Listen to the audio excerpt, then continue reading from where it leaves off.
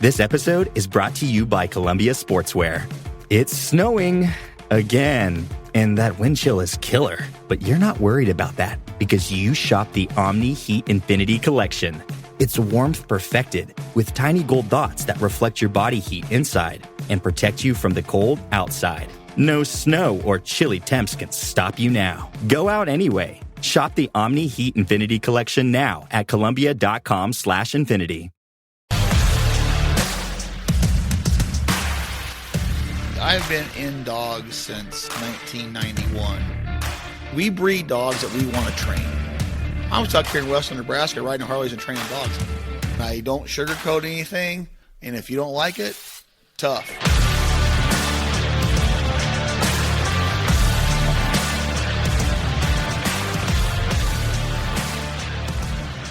Welcome to episode number 5 of the Flatlander Kennels with Chris Jobman.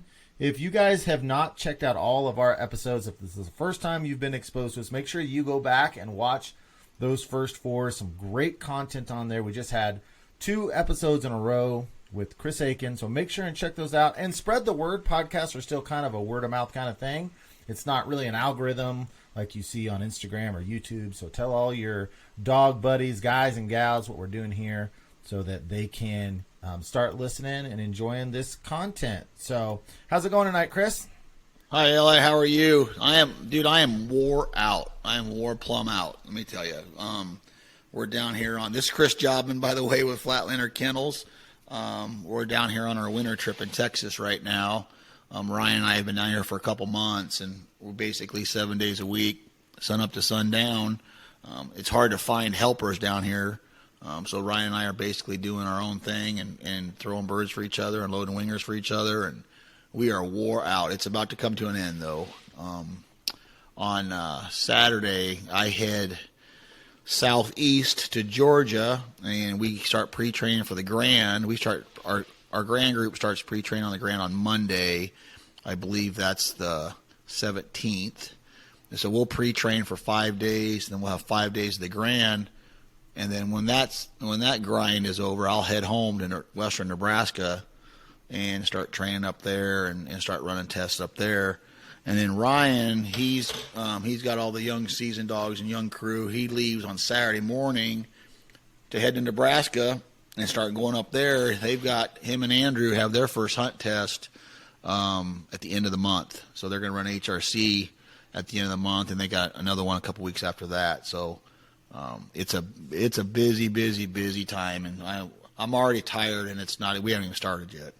So how many hours a day are you working, and kind of what does your day look like from time to start to the end? I get to the dogs about 7 in the morning. It takes me about an hour. I kind of drink my Diet Mountain Dew, and I listen to podcasts through my earbuds, and I just kind of let them air and run around. It takes me about an hour to do that, and we get started a little bit after 8. And I walked in the house 30 minutes ago. We do it all day, and sometimes till dark. And I fed and aired in the dark. So, we train all day, and then we go feed and air, and then call it a night, and get up and do it all over again. And then we didn't take any days off. We don't take any days off. So like Easter, we worked. We did all of that. Because that's what we're down here for. Yeah. We're not. There's nothing. We really don't know a bunch of people. We're not going to go hang out and, that sort of thing. And we basically work 7 days a week and 12, 14 hours a day. Now that's is there any other time of the year other than right before the Grand that you put in those kind of hours? Every day. Are you serious? All training season, you're going 12 hours straight? We don't train on the weekends. At the kennel. We don't train Saturdays and Sundays. I know some trainers do. I'm just not going to do it. I don't expect my people to do it. I'm not going to do it.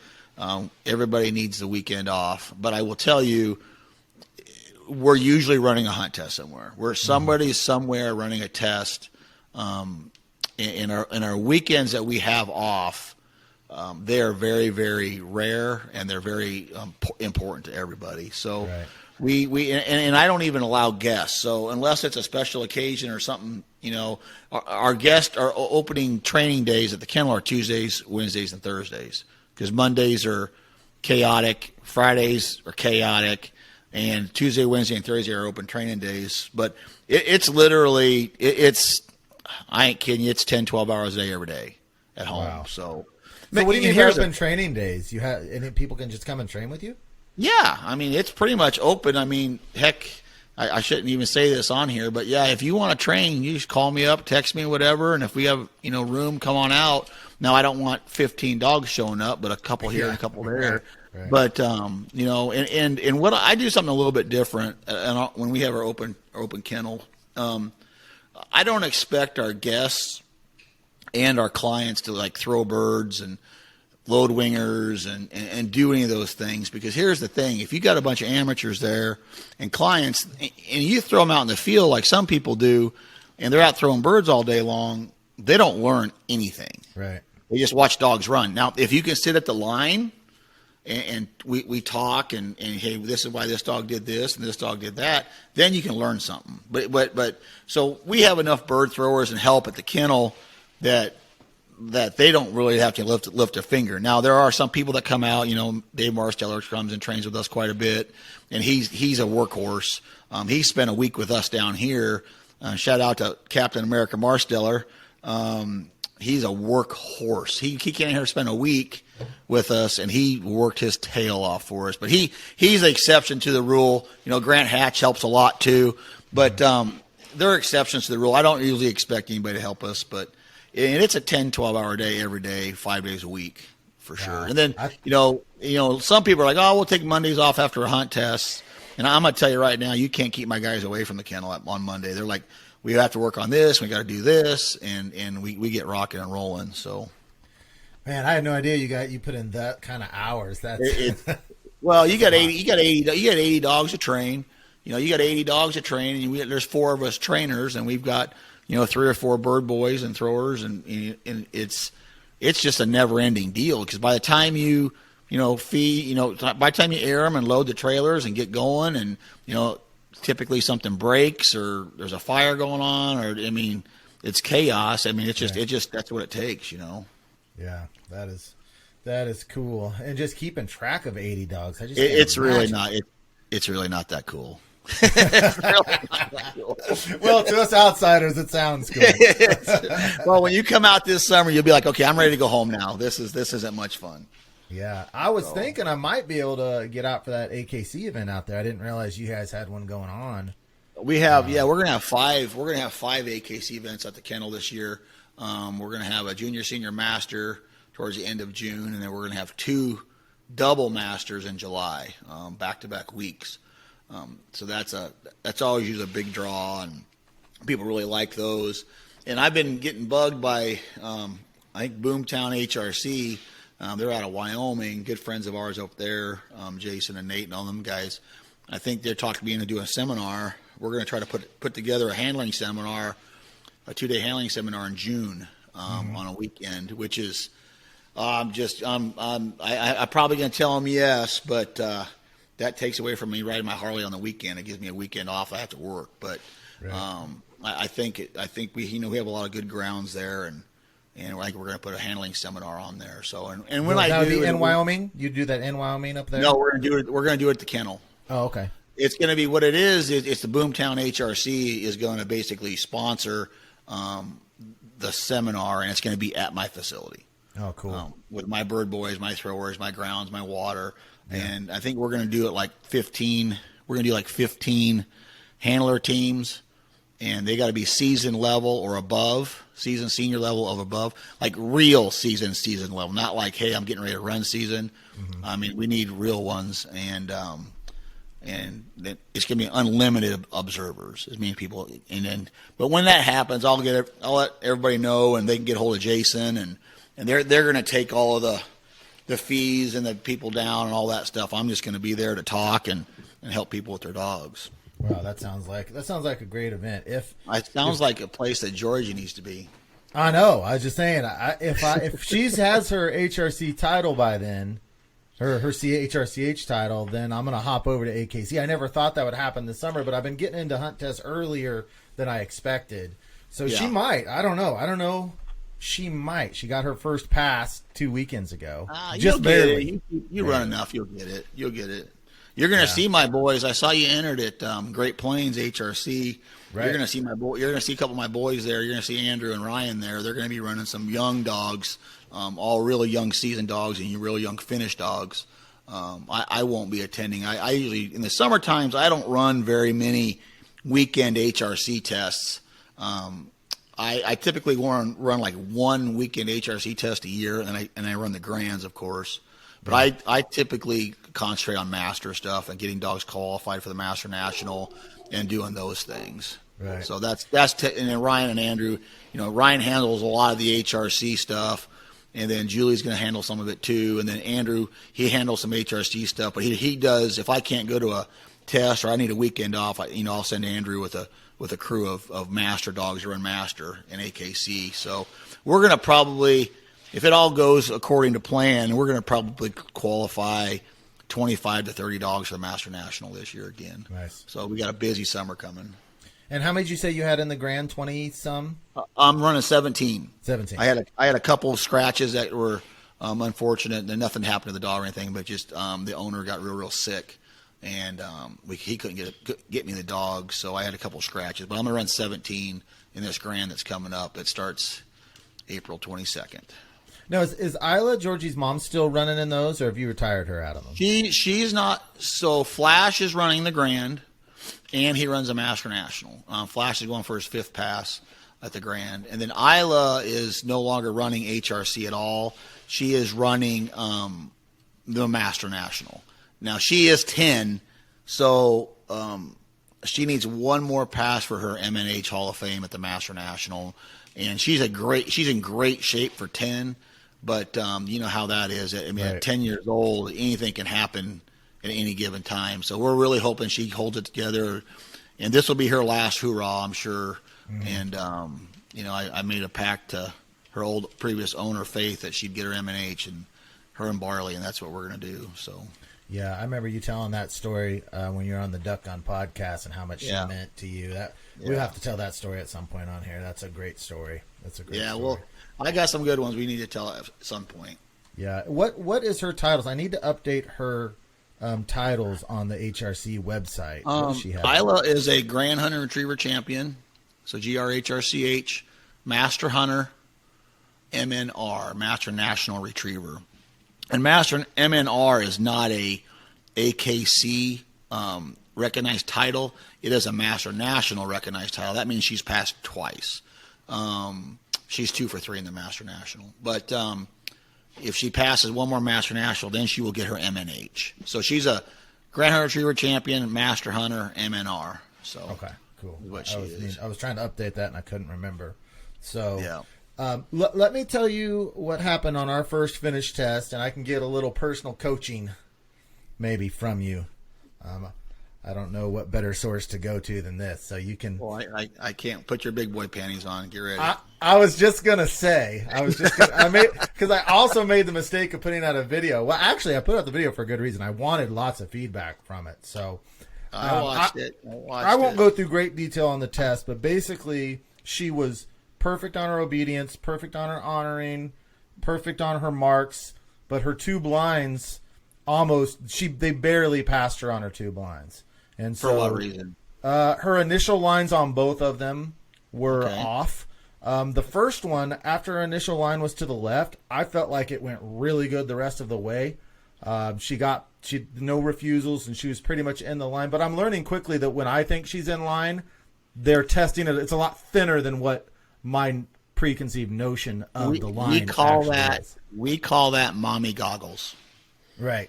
Yeah, because I thought that was great, and I came up to the afternoon water, and they're like, "We need to see a good blind, Daddy." And I thought, "Oh man, they didn't think that was near as great as I thought it was."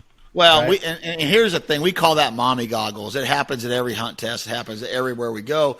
Amateurs and/or pros will come off the line thinking they did unbelievable on their blinds. Mm-hmm. And they get dropped for lack of control on their blind. You're like, I only had 1 cash refusal, and they get all upset. I think, no, you had like 5. I watched it. No, I did not. And we call it mommy goggles. So you have to really. I had that.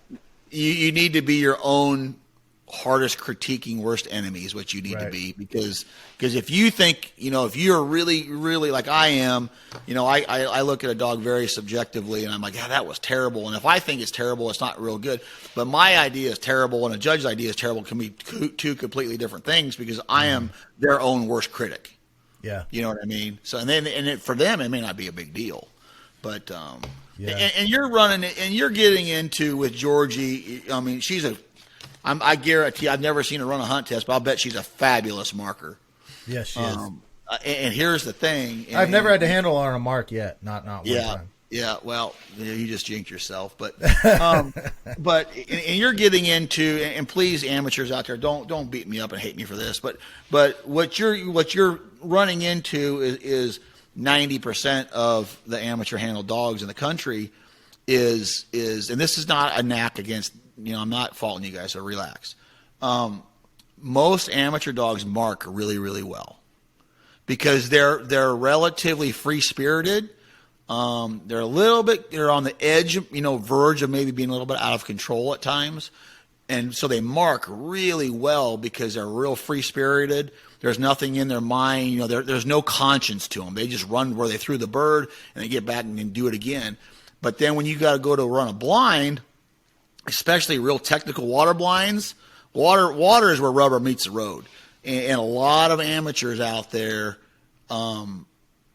that's where they really struggle, is on the blinds, especially water blinds, because those real free-spirited dogs are all fine and dandy, and they're go, go, go until you want to put the brakes on, and you need to control them and handle them. And you got to cast them into the wind, and you got to cast them away from the water, and you got to do all those things that they don't want to do, and they won't do it. They just won't do it.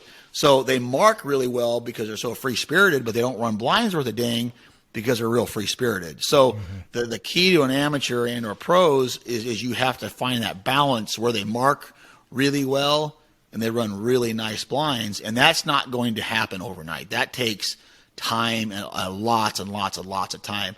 And with Georgie's lining, I saw your comments. I mean, everybody, you need to do more lining drills. You need to do more lining drills. I disagree with that, because to me, you can only teach a dog to run straight. You can line a dog all you want, like lining drills and pattern blinds. They'll run straight, they'll run straight. And that's all fine and dandy until you need them to change direction, and they won't give it to you. Mm-hmm. That's when you're in trouble. And so what I think you need to do, is my opinion, is work on lining her up a little bit better. And when you kick her off, if say you're going to run at 12 o'clock as the blind, and you kick her off and she runs to 11 o'clock, the second you see her run to 11 o'clock, blow the whistle. It's not the end of the world. It's not that big a deal. But you've got to get her back to 12 o'clock, if that makes sense, quickly. Right. Quickly. And you want to go, and when you're an amateur and you're running blinds, judges love to see, let's just say your blind's at 12 o'clock. Judges love to see a cat, let's say they go off at 11 o'clock. No big deal. That's why you have a whistle. That's why you can handle. That's why you cast, because you're not going to line them all. And they go off to 11 o'clock. So you stop them, you handle them, you cast them, and now they're back at 1 o'clock. Stop them, handle them, cast them. Now they're at 11 o'clock. Now they're back at 1 o'clock. Now they're back at 11 o'clock. And you're just kind of zigzagging down through there, and you're there in 5 or 6 whistles.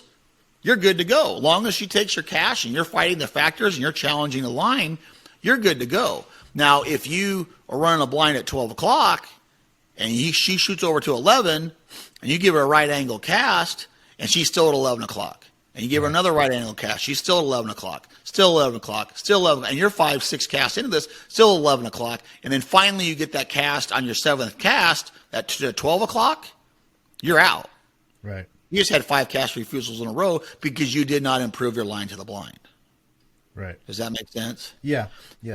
So my point is we do some lining drills, but we don't get crazy with them because we really want to teach a dog to handle. I mean, a dog has to change direction. That is first and foremost. And we teach our dogs to run straight through handling. And what I mean by that is especially these young dogs, you're not going to fine line these, because if you start messing with Georgie and you're trying to get that perfect line, she's going to start bugging. She's going to start wigging out, and she's going to start bugging. And she's not going to look out there real confident.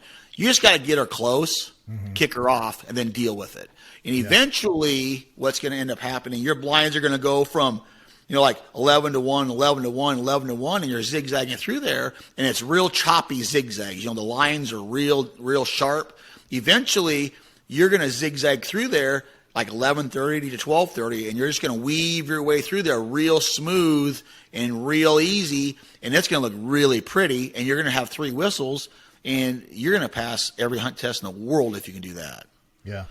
And so like I said, I wouldn't worry so much about getting that perfect initial line is just get it close.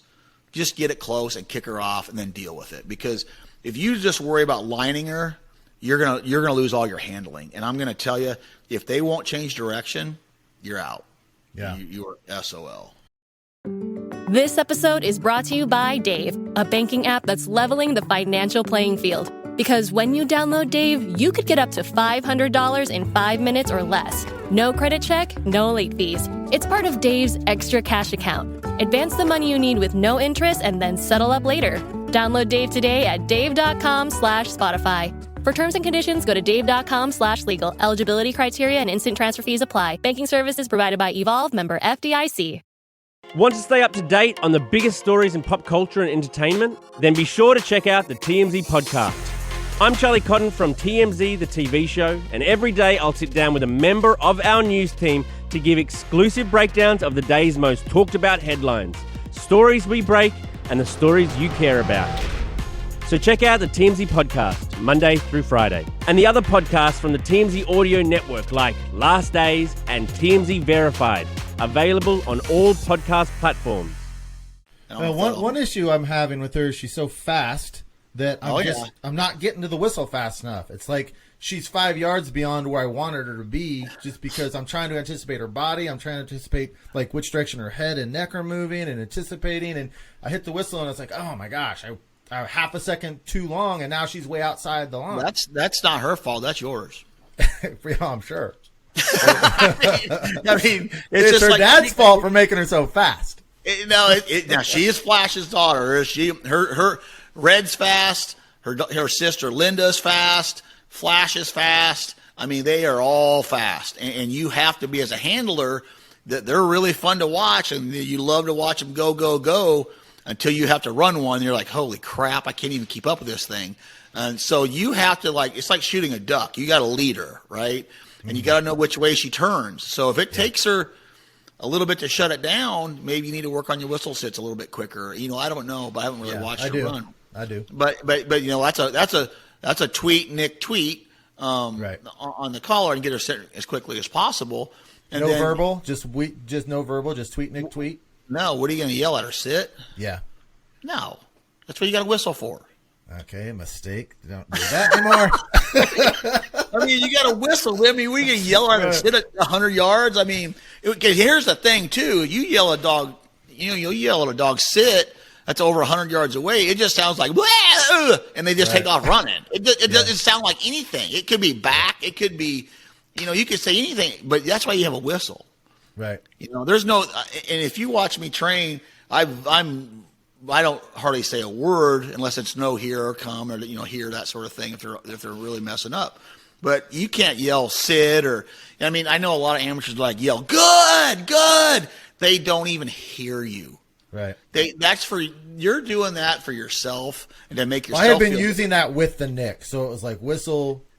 Yeah, I wasn't even thinking about it. Just what it's whistle, and if it's slow, then I yell sit as I give pressure. So then why do you have a whistle? Right.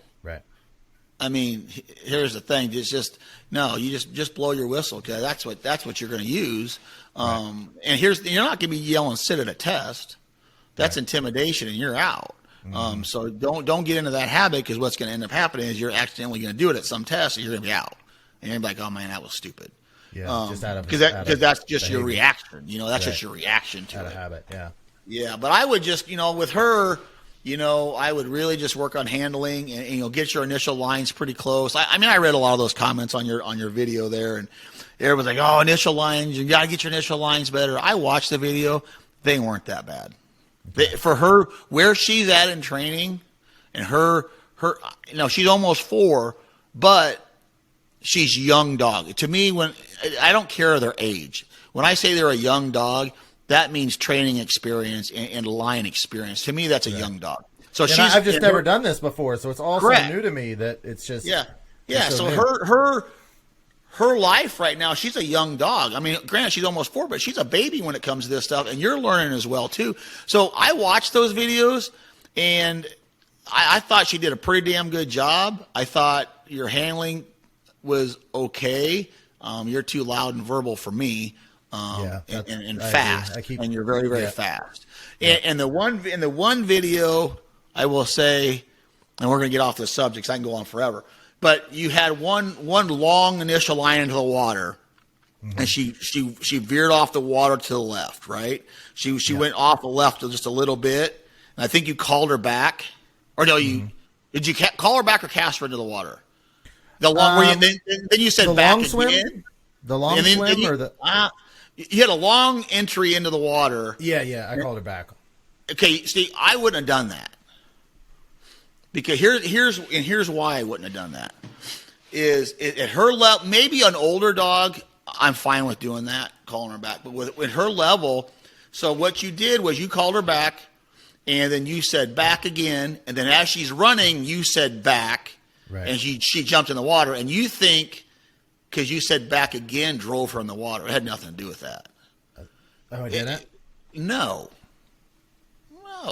It had, when you said back again, that was just you yelling back. She was already running hard as hell anyway.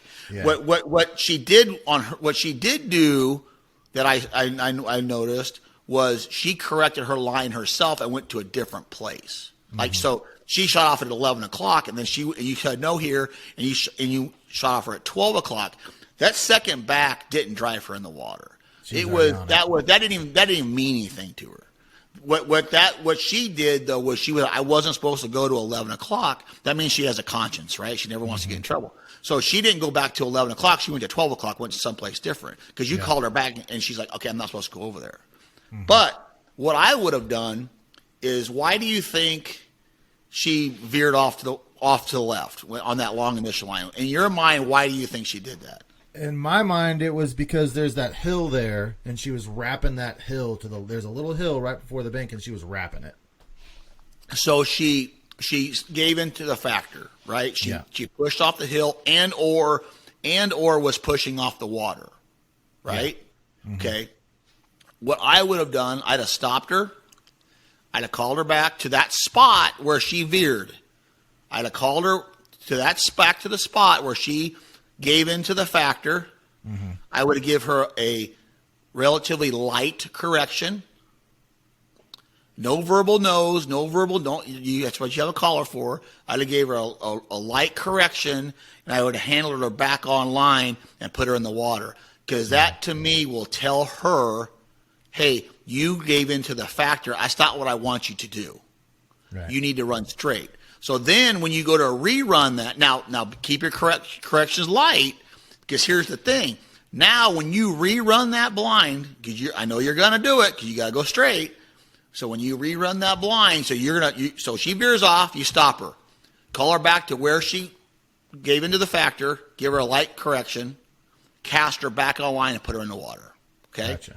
Yep. Now you want to rerun it. I know you're going to have to rerun it. So now what you need to do, because she's smart enough, when she comes back with that bumper in her mouth, bring her at heel. Now take that bumper and throw it off to the side, like a little hand thrown mark to the side, mm-hmm. right? And to her left. So she wanted to go left, right? She wanted to go correct. She wanted to go left. So you throw that bumper to her left, your left and her left. So that's where she wants to go. So you throw that bumper over there. Now you just added suction. She wants to go to the left, right? Mm-hmm. Now you let her pick that bumper up and now rerun that blind and see if she learned anything. I let her pick up the bumper before she does the blind? Correct. Okay. Like you're acting like a mark. Right. You're acting like so, but that's where she wants to go. So you're throwing a bumper over here, letting her know, okay, you can go over there. But now we're going to run a blind. And I just told you with that correction, I don't want you to go over there on this blind, but you can go over there and get that bumper. Okay. And then you rerun the blind. Now, if she veers off to the left again, then you stop her. You give her maybe even a firmer correction. You recall her all the way back to you. You walk up 10 or 15 feet, and you kick her off again. Mm-hmm. I guarantee you, because you're trying to teach her to fight the factor that made her veer off. Yeah. See my point? Yep. That principle holds true on all of your blinds. That same principle. A lot, yes, and or marks, depending on the dogs and the levels. Yeah. Yeah. So okay. I mean, I did watch that. I watched literally zero dog training stuff on Facebook, zero. And I said, well, I've got to see this. So I had to watch it. And you did pretty well. With an eye roll. I've got to see this. You can't tell I eye rolled. I'm on a podcast. You can't even tell I eye roll. Well, I'm glad you watched it. I didn't think you probably would. But I'm glad that you did. And that's and I'm gonna get you to the kennel this summer. I'm gonna get you to the kennel this summer, and we're gonna teach you the tricks and the trades and the how it should be done. Yeah, but you're doing a really good job. You're doing a really good job with her. She's now her vocalization on these blinds. Yeah, is don't what you need to do there is establish more control. And don't nick her on don't say quiet or hush or however you want to say it. You make her sit down. Mm-hmm. Like you use indirect pressure and you make her sit down. Like sit down. Like get when she's being vocal, sit down and maybe, healing stick on her butt, not crazy, just a little hit or an e-collar correction, but make her sit.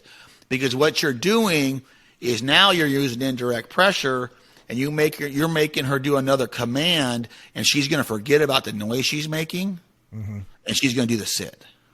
And I repeat that until she stops with it? Yep. And it's not going to happen overnight, and you're never going to fix it, but you can control it. Normally it's the worst when I re-heal her. Like she's just so she's frustrated to do it. Yeah, she's she frustrated. Wants to go so bad. Yeah, and so what you're going to do is you're going to start, making her be quiet on a sit. And then at a test and or hunting, you're going to say sit, and she's going to quit making noise. Okay. Hopefully. And she doesn't get to do anything until she's quiet. Correct. Okay. Yeah. It's not going to happen overnight, but it will happen. It will. You're not going to fix it, but it will help it. Yeah. That's about the volume of her vocalizations. Maybe not even that bad when we're hunting. She doesn't get much louder than that. Yeah, that's not horrible. But be careful. Like my buddy Chris said in the last episode, that's going to turn into the Star Spangled Banner on the national anthem. Right. So, well, yeah, you guys scared me when we talked about it. So for sure, I was like, "All right, get in line, business now." Get in line. Chris and I scare a lot of people, but not for the greatest. Well, sometimes you need to be scared into actually doing something consistently. Yeah, for sure. So, hey, so let's do this. So what I'm going to do here now, everybody, we're going to talk about now that I've ridiculed Elliott enough here. I feel good about that feedback. You complimented me at least a couple of times, which is I'm sure. And that doesn't happen. You ask anybody around, that doesn't happen very often. So, but you're doing a really nice job with her. You really are. But let's talk about what I'm going to do now is let's talk about puppies, picking a puppy, what to do with a puppy when you get it, and what to do with the puppy before if you're going to send it off to a trainer. What we would like you to see, what would we like you to see to do with this puppy before we get it, right? And then, and let's go through that. So we're building a kind of a foundation of, hey, I'm going to send a dog to a trainer, and what does this trainer want me to do with this puppy? This particular trainer, and then when that dog's at the trainer in the next episode, we're going to go through the flow chart of what this dog is going to go through. So we're going to start with a puppy all the way through the training, and we're just going to start building a dog basically from the ground up, starting right now. That's kind of what I'm thinking about doing here. So let's talk puppies. Here's the biggest thing, and I'm just going to throw this out there. There's 3 colors to a Labrador. There is black, there is yellow, and there is chocolate. There is no such thing as a silver, charcoal, champagne, zebra, whatever other color and crap they come up with, there is black, yellow, and chocolate Labrador. No Labradoodle? Period. No. No. I'm telling you, and you can hate me for saying it, but Silver Labs and all them other designer colors, they're mutts. And I'm not going to get into why they're mutts. Everybody knows why they're mutts, but they're mutts. Don't fall into that trap. So, with that being said, you're welcome, everybody. So let's just now. Here's the thing about buying a puppy is the market nowadays is flooded with very common bred dogs. And granted, I know before everybody beats me up about this whole deal, I know you had the best dog you ever bought in a newspaper. I get it. You had better than any national field champion bred dog you've ever seen. I get it. There are exceptions to the rule. But 9 times out of 10, the better the bred dog you buy, the better the dog you're going to get, period. That's not always the case. There's always duds in great breedings. I get it. I know I've trained them. And there's always great dogs that come from the newspaper. I've done it. I've got one on my trailer right now going to the Grand. Basically 2 of them. It was 0 titles in 5 generations going to the Grand. One's got a Grand Pass and 2 Master National Passes. I mean, so the biggest thing when you buy a puppy is find a great pedigree. Look for all the hunt test titles in the front, the field trial titles on the front, whatever you want to do. And when you buy a puppy, the cheapest part of owning the dog is buying the dog. That is a fact. And don't just settle for hey, my buddy's having there's some Labradors at Murdoch's and there's a flyer on the wall. Let's just go get them because they're close.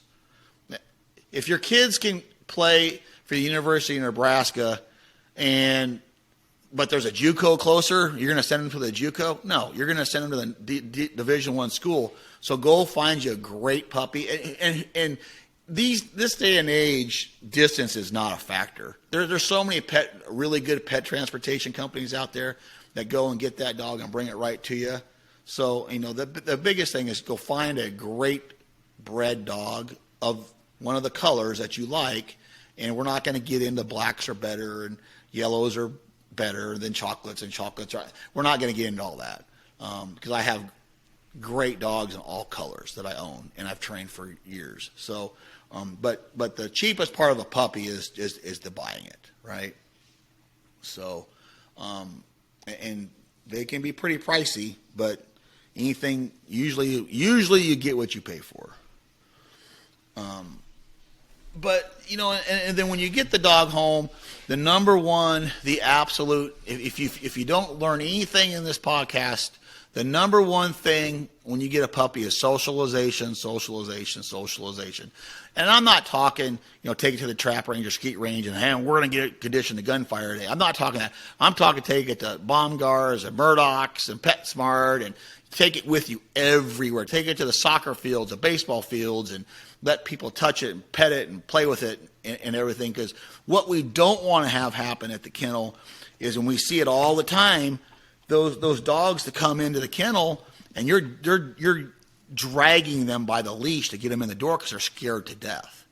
We want the dog that comes to our kennel and comes flying in the door like it owns the place. That's what we want. That's what I want 100%. So, and just socialize the heck out of it. Get it on pigeons and wings and get its prey drive cranking. Get it going. Get that prey drive cranking. And one of 2 things usually happens with us at the kennel is we always like to get them when they're about 6 months old. Now we'll take them older, of course, but about 6 months old is a good time to start formal, like real formal obedience. One of 2 things happens. They either put them in a kennel and they say, I don't want to do anything with them because I don't want to screw them up before they come into training. That's the absolute worst thing you can do. Because now you have a dog that has not learned how to learn for 6 months and is scared to death of the world. Or there's the exact opposite where they've read a book or listened to a podcast or a video or they're on a Facebook page or whatever, and now they're going to be super trainer and they're going to have this dog heeling and sitting and staying and laying down and doing all these things like a robot. And now you've done too much. You've done too much control and not enough wildness. And what I mean by wildness is I would love to see a dog be crate trained, for one. Maybe sit, but not a sit stay. Don't make it like sit stay for 5 minutes and all that stuff. Make it sit, feed it, let it eat. Don't make it a robot, and maybe have it walk on a leash for a little bit. The people that do place training with treats is fabulous. We love that because that teaches a puppy, to learn. It teaches them how to learn, and when they do a good job, they get a reward. I'm all about the place training, the treats when they're babies. I love that stuff. But don't make this dog a robot, because here's what I would rather see: a dog come in that's crate trained, can sit, can maybe walk on a leash a little bit, and is a retrieving wild maniac. Not steady, by no means. You throw the bumper a bird and you say its name, Georgie, and let it take off. I would much rather see that than vice versa. Because if you go overboard, and some of these dogs you got to be really careful of, is if you've got a puppy at 4 or 5 months old or earlier, and it's sitting really good, and it's staying really good, and you teach it to lay down on command, and it does all these commands like a robot, and I fell into this trap, so just don't do it, is those dogs like that, you think they're the smartest thing in the world, and you're the best trainer that's ever seen, and you think you're doing an unbelievable job with that dog. You are, to a point. Those dogs that are like that, they want to be told what to do. And they want to be told what to do. And a lot of those dogs don't, not all of them, but a lot of those dogs don't have a lot of prey drive. They don't have a lot of free thinking. They don't have a lot of want to. They're kind of a submissive dog. And you think you're doing a great job by doing all this training on it, and you are for that purpose, but you're actually hurting that dog by killing its want to and individuality, if that makes sense. Right. So now when we get those dogs into the kennel, they're great on a leash and their obedience is really good. And you're like, man, this is a nice dog. You throw a bird for it, they could care less. They don't care at all. Is this problem reversible, or how hard it's is it yes, it's reversible depending on the dog. And here's the thing: is you don't even know what dog you have at 3, 4, and 5 months old. So you're doing all this training on it, and you're thinking, I'm doing great. But you honestly have a dog that wants to be told what to do and wants to be a robot, and you don't even know it until it's too late. And those dogs, we have them in the kennel today. We train them today. They don't mark very well because they don't have that extra oomph, that extra want to, that extra prey drive. They have to get. They don't mark the greatest, but they run really good blinds. They want to be told where to go. They want to be told what to do. And that's the thing that you're going to get into, is if you have a dog that is an obedience champion at 4 months old, that to me is a monster red flag. When we get those dogs in a kennel, we do nothing for weeks to throw birds, throw clipped wings, throw birds. We try to get their prey drive going, and we actually back off on the obedience and do very, very light obedience. We try to get them confident in themselves and just throw birds until they're nuts about it. And now is the time we can start doing some obedience and collar conditioning, force fetching, because what's going to happen is if you don't do that and they come into the kennel and to a pro or whoever that's relatively new to the world, is now, obedience is great. Let's throw a couple birds. Oh, it's fine. It won't pick them up. We'll fix it in force fetch. No. You won't, actually. So now they're obedient. Now you've gone through obedience. Now you've gone through collar conditioning. Now you've gone through force fetch, and now you're throwing birds to the dog, and it won't even retrieve a bird, but you have to force the dog to retrieve. Now we call it a man-made dog. That is a man-made retrieve. The dog is not retrieving because it wants to and loves birds. It's retrieving because you're making it. Mm-hmm. So those dogs that are like that, like I said, end up running really nice blinds, but don't mark very well. So the dogs that are more naturally submissive, it's harder on those dogs because you're leaning into their tendencies. When those dogs, you need to be bringing prey drive out of them from the start, but you're just reinforcing their over submissiveness. Correct. 100. That's exactly right. So you've got to be really, really careful of that. And like I said, I would much rather have a dog come to the kennel, a retrieving wild ass maniac that's climbing the walls, than one that's walking perfectly at a heel into the kennel. That scares me to death when that happens. Yeah. And it's the owners that get them are like, oh, we're gonna speed up this process. I'm not gonna spend as much money because I'm gonna do all this, and I'm gonna show them how good of trainers they are. Well, in reality, in hindsight, you've actually hurt us more than anything. So less is more. Less is more a lot of times, yes. Now, but with that, don't leave it in a kennel and say, "Hey, I just didn't want to screw it up." That is the worst thing. That is the absolute worst thing because they're scared of the world. Expressing your love can look many different ways, and with the right jewelry gift from Blue Nile, it can truly sparkle. Blue Nile's collection of classic diamond jewelry makes for the kind of gift that speaks volumes without saying a single word. Or switch things up with a sapphire piece sure to spark conversation. Either way, Blue Nile's Diamond Guarantee ensures you get the highest quality at the best price. Express yourself with Blue Nile, the original online jeweler, at BlueNile.com. That's BlueNile.com.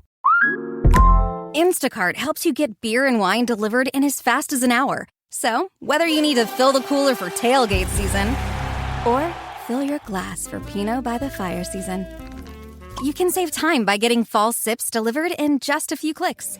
Visit Instacart.com or download the app to get free delivery on your first 3 orders. Offer valid for a limited time. Minimum order $10. Additional terms apply. Must be 21 or over for alcohol delivery where available. Instacart. Add life to cart. How often should you be throwing little retrieves for them? I mean, every day. Every day. Short little sessions. Every short sessions, you make them. You want them to stop when when they want more. You stop. Get them in the water if it's the weather is right. Just because you live in Michigan and it's the first 80-degree day, but 2 weeks ago it was 40 degrees, the water's freezing. Don't just throw them in the water. You let the water warm up.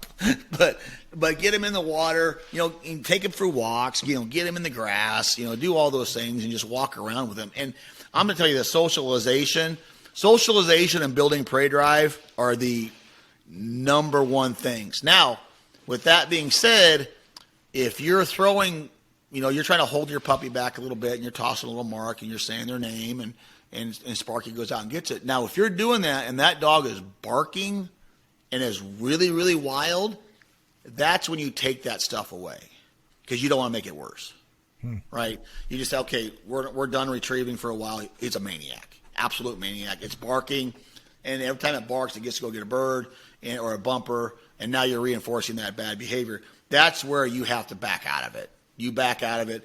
And here's the thing, too, is if you're taking a dog to me or a dog to Chris or a dog to Eric or Red or whoever, and you plan on them training your dog, call them and ask them, hey, what do you want me to do? What would you like? What do you want me to do? What's going to help you do the job? And a lot of times I'll be like, heck yeah, send me a video. Yeah, I'd love to see it. Yeah, send me a video. What are you doing? And I'll be like, yeah, do that. Just do that. Do that. And then another thing too is talk to the trainer that's going to be training your dog. And what commands do they use?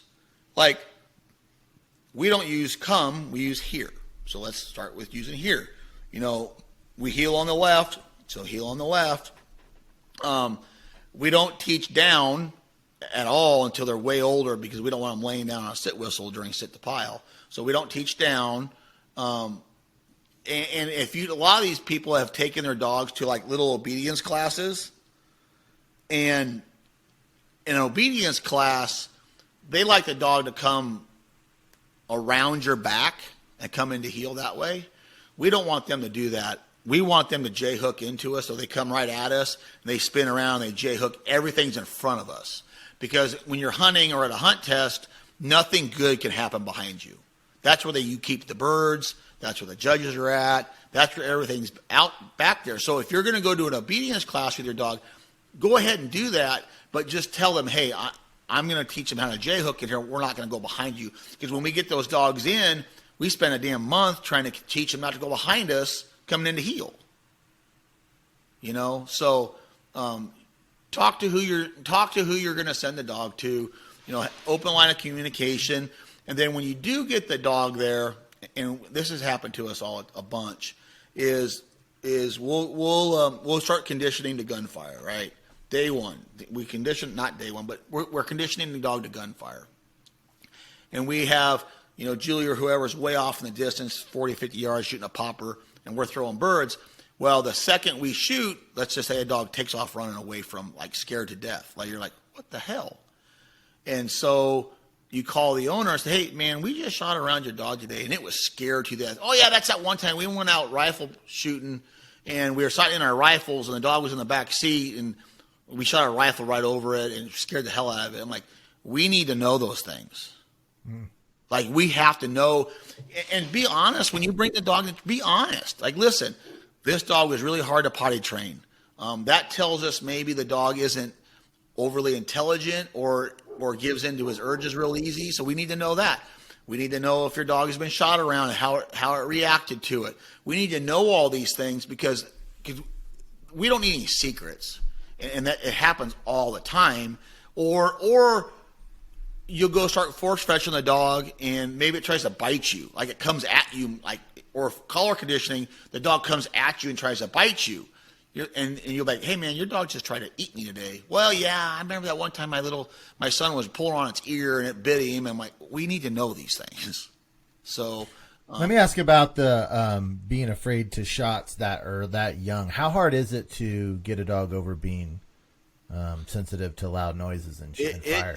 It depends on the level of it. I have done it both ways. I have fixed them, and I have not been able to. It all depends on the dog. I remember one dog we fixed, and just because the dog flinches when you shoot around them, that doesn't mean they're gun shy. Maybe they're a little bit shot sensitive to the noise, but unless you've seen a true gun shy dog, I mean, we've had a dog come to the kennel before, a Chesapeake. I'll never forget it. It was about 15 years ago, and we were throwing marks in the field. The boom gun guy was 100 yards away. He shot boom because the owner was there. I said, hey, I want you to see this. I said, okay. So he shoots in the field, and this is 100 yards away, Elliott. He goes, boom. That dog took off and ran 200 yards back to the kennel, hiding under the truck. Wow. Unfixable. Yeah. We tried for 2 months, and we could not do it. We couldn't do it. Was there a cause in that? Did something cause that? Yeah, they went and shot prairie dogs one day. I bet I'll never do that again. No, and they went and shot prairie dogs one day, and they were leaning over the hood of their truck and off the tailgate, and guess where the dog was at? Is in the back of the truck in a crate. Oh man! With a high power, just boom, that concussion. Right. So now, one thing we did do on one dog that was gun shy, it was actually when Eric was working for me, T-Zon, and this was his idea. It was brilliant. Don't ever tell him that if he listens to this. It was a fluke, but it was brilliant. But the dog was actually scared of the gun and actually scared of the gun itself. Like, I don't know if it got healing stick when it was younger. Maybe the wife hit it with a broom. But it was scared of the actual gun itself and the noise. So what we started doing was laying, and the dog, but the dog was really, really, really food driven, right? So we laid the gun on the kennel floor, and we surrounded it with dog food. Like kibbles all around it, on top of it, around it, on the side of it, and we let that dog eat around that gun. And it got to the point where it was fine. And then we did that, and then we had that gun laying on the concrete, and one of us was sitting in a chair and shucked the 870 as he was eating. He was like, "Whoa!" He would freak out, but he looked at the gun. He's like, "Well, it's not doing anything to me, you know." Right. Then we got to the point where we fixed all that. It was done. He ended up being a great hunting dog. Had a fabulous career and still hunting to this day. But how long did that take? That whole process? Couple months. Wow. And we had to do that, Elliott, at the same time we were trying to do obedience and collar conditioning and force fetch and do all these things because we thought, well, we could probably fix this, but we have to keep training as well. So we were doing all of our basics and trying to get the dog to be around a gun, period. Yeah. I mean, it's the craziest thing ever. So just talk to who you're going to send it to training. It's really not rocket science, people. It just use some common sense, socialize it, buy you a really nice, well-bred puppy. And on it in this today's world, if you find you a really, really nice litter, don't be so hung up on, hey, I want pick of the litter. Come on. If you find a super nice dog and a nice litter and you have a reputable breeder, there's some really, really good ones out there, and you just tell them, hey, this is what I want. I want a dog when we're hunt tests. We're going to hunt a lot. They can probably say, okay, this puppy is for you, like this one right here. Mm-hmm. And that's what we do a lot when we sell our puppies is like, what do you want? What are you looking for? And then we try to place the dog with the person. And I remember this is years and years ago, back in the day, I owned a dog named Pistol. She was, and this is my point about pick, and I want to be first pick, and I want to be blah, blah, blah. That doesn't matter. We owned a dog named Pistol, and she was the last puppy in the litter. She was a little female, black female. And the owners, with a client of mine, called me and said, hey, we got this one lone left female. You want her? I'm like, no, not really. I mean, how old is she? She's like, well, she's 3 months old, and we can't really sell her. And I'm like, I really don't want a puppy. I said, can you keep it till she's 6 months old? She's like, yeah, I can keep her. I said, what do you want for her? She's like, $400. I said, okay, you keep her till she's 6 months old. I'll give you $400. No big deal. She ended up being a Grand Hunter Year champion, master hunter, qualified all-age female. And that is before I ran the Master National, and that is before QA2 was an actual title. So she would have been MNH QA2, guarantee it. But she won a 60 dog qual, a real one, not an owner handler one, but a real one. She pinned all the marks and lined both blinds. And this was a $400 last pick puppy that nobody wanted. Right. And so don't get so hung up on I got to be first pick and do all these things. And I don't put, and I know I'm going to probably catch grief over this too, but I don't put a lot of credence in the early puppy stimulation stuff or any, squeeze their toes and you count seconds until they whimper and I don't know if you've heard all that, but people will do that. It tests their toughness and and they like take. Well, they do that when they're picking the puppy out. Yeah, they squeeze their toes, right, and they count till they whimper. Like, what? That's the dumbest thing ever. Or when people take an umbrella, and I know some people take an umbrella and they pop open an umbrella real quick, and if the dog runs away from the umbrella, they don't want that one because it's going to be timid. Well. You pop an umbrella in my face when I'm not knowing it, I'm going to hit you. You know what I mean? It's going to scare me. You're not the timid one. Yeah, it scared me too.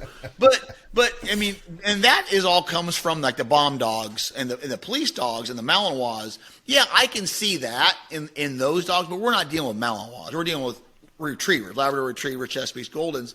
So a lot of people put that stuff on their puppies, and I don't. We have great litters coming out of the kennel. That's where Georgie's from. Obviously a super nice dog, and we don't do all those things. I personally, when I pick my puppy, I personally like, and it's my personality, and I deal with them very well. I like the most bold one there is. Give me the most alpha male, alpha female you got. The wildest, craziest, that's the one I want. Because those are the dogs typically that you can lean on a little bit and train them harder. You typically, not always.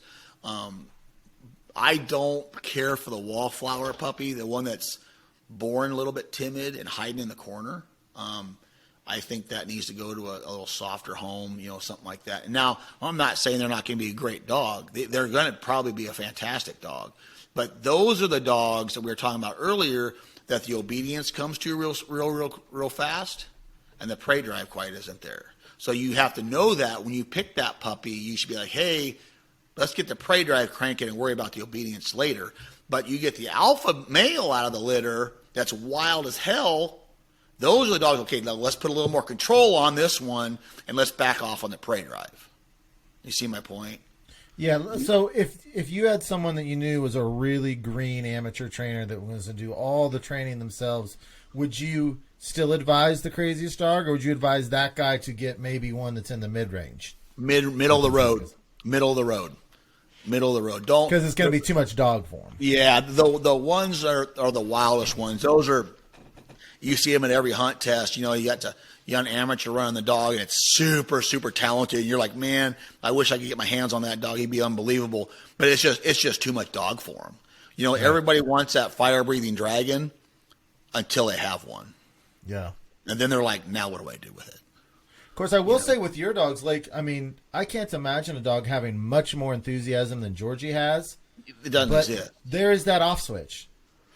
She has an unbelievable off switch. Well, and it's the funniest thing, and we've talked about this before.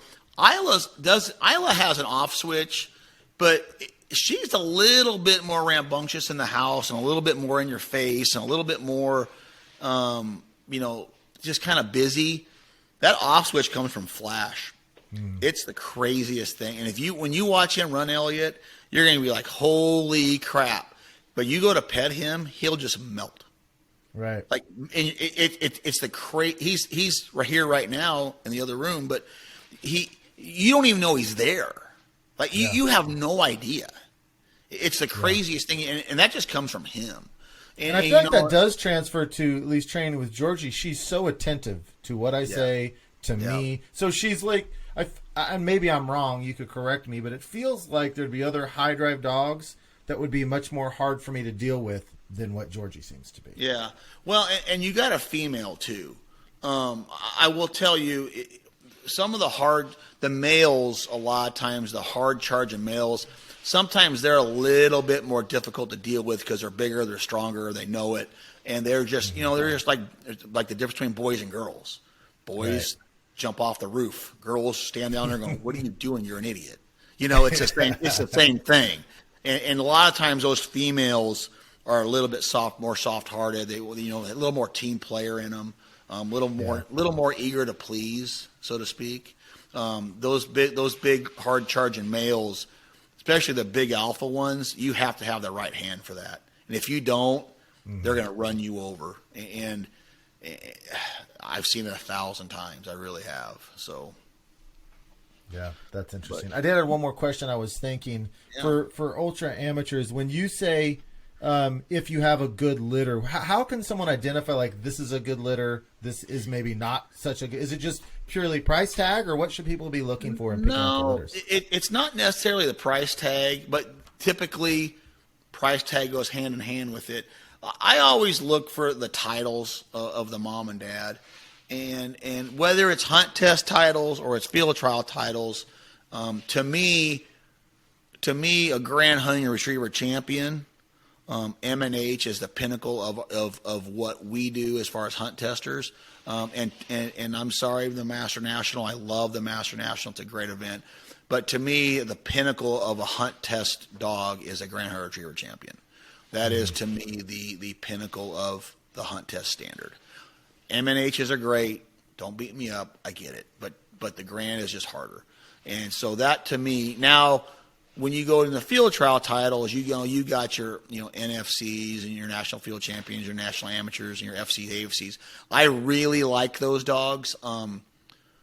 I personally, for myself, I really like the combination of like an FC, AFC to a Grand Hunter Retriever champion female, something like that. I really like that. I do like the pure field trial breedings, which the FCA, AFCs, those, because I can deal with those dogs. I know how to deal with those dogs. Now, those dogs aren't for everybody. They're too much. They're just real high drive, or I don't. Yeah, know very high drive, very, very driven, very, very fast. Usually, they're just hard to deal with because they're just so high drive. But I love my personal favorite. I love the combination of the FC, AFC to the Grand Hunter Retriever Champion M&H females. That is, to me, the best of both worlds. And you want that in their direct parents. If it's grandparents, how much does that bring everybody down? says, "Oh, my dog's out of lean Mac." 5 generations back, your dog is not out of lean Mac. Let's just get that straight. It's not out of lean Mac. It's lean Mac is in the pedigree. To me, I want first generation mom and dad to be the highest, like Grand Hunter Retriever Champion M&Hs or FCAFCs, mom and dad, not 3 generations back, and then have 2 generations of nothing.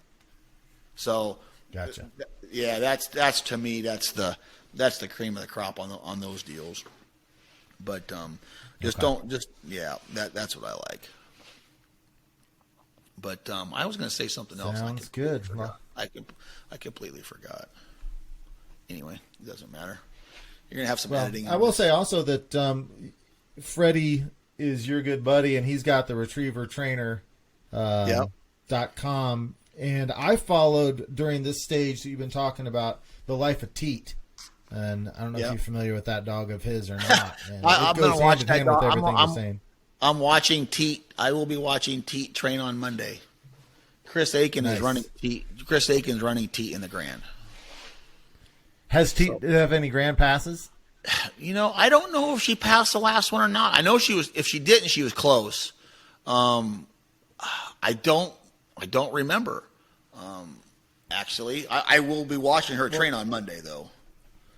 Well, the way Freddie has it is he just took that. He has a couple dogs like that, and he just takes the life of Teat, I don't remember the life of maybe Teal, I don't know, and just follows through the videos, and everything you're saying goes hand in hand with his little series over there. So that's a great resource. That's a really good series. I just actually texted Chris to ask him if Teat's passed the Grand yet. So that'd be interesting to know if she has or not. But she's a nice little dog. Does Freddie not handle at the Grand? No, Chris does all that. Freddie builds them and gets them going, and he's so busy with everything he's got going. But Chris takes all his dogs and goes to the Grand and the National with them. Chris just texted me back, said, "Yep." I said, "Hey, Teat passed the Grand yet?" Doing a podcast, answering Elliott's questions. He says twice.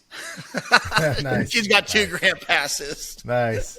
So that just goes to show you, following a good program is it makes all the difference in the world. I mean, you guys followed Teat's life, and she's got 2 Grand passes. Yeah. I mean, and I've watched her train 100 times. I mean, I've seen her. I didn't see her as a puppy. I saw her as a big dog. Yeah, and I'll say those of you amateurs listening, and I any dog owner ever, I tell this to, I don't think that kennel crate training is something that just pet owners know about. Properly kennel crate training your dog is a must do for every single dog owner, whether it's a lab or not. I mean, the difference between, for my dogs, when I kennel crate train versus not, it sets up the dog's in-house behavior and bathroom habits. It's amazing. That's the first thing you should do with a puppy. When you get that dog home at 8 weeks old, start crate training it immediately. That is the number one thing you can do, because everybody's got to realize dogs are den animals, right? Mm-hmm. That's their den, and you can teach them to go in there. They'll walk in there on their own. I'm going to sleep, and they just go in there and go to sleep. So I think you're 100% right, Elliott, on that whole deal. Crate training is the number one, the first thing you should do. The first. And you may think I'm mean, but here's how I crate train our puppies. I put them in a crate, and we go to town. And let it raise hell. I don't care. Just let it. Mm-hmm. And then when you get home, let it out. And You know, if you put it in the crate right off the bat and it starts screaming and squawking and you know it's gone to the bathroom and you know it's done all these things, there's no reason to let that dog out because it's winning. It's training you then. So we just throw them in crates, honestly, and we leave and let them scream. I mean, that's how they get used to it. Yeah, we had Georgie set on a by the clock, hour and a half in. I don't remember what the system was, but it was whatever Freddie was doing with Teat. I can tell you that. Well, let's get 2 gram passes on Georgie now. Hurry up, let's go. Well, I've got a feeling if that happens, you're going to have a big part of it. Well, I'm ready. Well, I think that's about it. I will say when this podcast drops and you're listening to it, I've got a video that I made when I went up to Flatlander Kennels. Chris and I met for the first time. I picked out Georgie, shows his facilities. It shows all the puppies. He talks a little bit more about the exact stuff we're talking about here. I'm going to put that on the Facebook group, on the Flatlander Kennels podcast Facebook group. So come and join that. When you're hearing that, you can see that video and see kind of more about exactly what we're talking about. But make sure and join us over there on Facebook. All right. Well, let's be done with this one, guys. Thanks for listening. Thank you, Elliott. We'll see everybody at the line. Take dead aim. Gotta strike this chord with the humble hearts. Bearing heavy chains and blue collar scars. Inevitably, they're gonna get their way. If it don't take that fight, take it to the grave.